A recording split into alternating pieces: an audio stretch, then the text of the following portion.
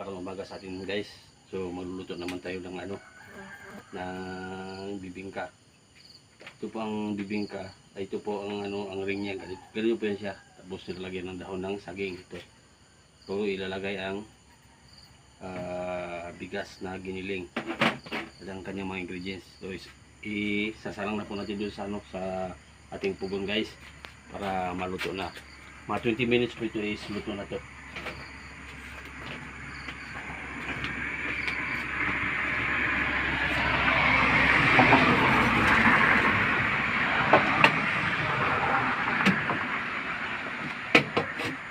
Ito po ang pugon nila guys, yan.